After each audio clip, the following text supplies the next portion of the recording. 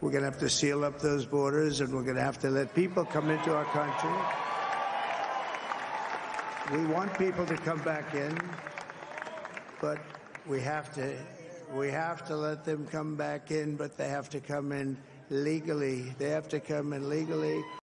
Immigration reform is among the top tackles for soon-to-be President Donald Trump. During his campaign, the former president made several promises regarding policies aimed at curbing the number of undocumented immigrants in the country, including tougher border enforcement and mass deportations. But he may not be able to enact all of those promises on day one. Our KTSM 9 News reporter Diana Castillo joins us live now in the newsroom. And Diana, you've been speaking to experts all day today. What exactly are they telling you? Well, Oriana, the specifics of President-elect Donald Trump's mass deportation plan are still unclear. Now, we know he and his staff are already looking at some of Biden's executive orders on immigration to see what can be potentially rolled back. Now, he's also looking at reestablishing his Remain in Mexico policy he started during his first term. But mass deportation was a big selling point for him on the campaign trail. Trump has called for using the National Guard and empowering domestic police forces in the effort.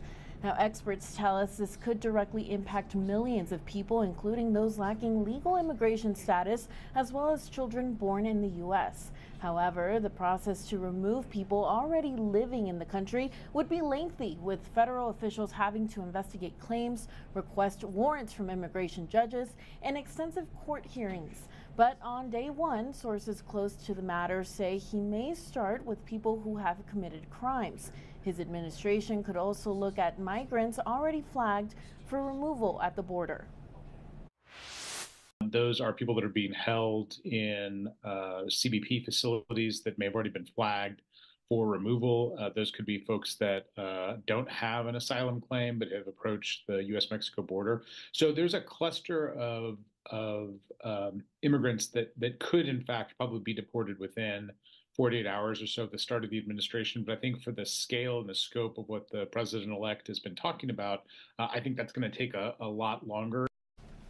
Now, keep in mind, under the Biden administration, there is a CBP-1.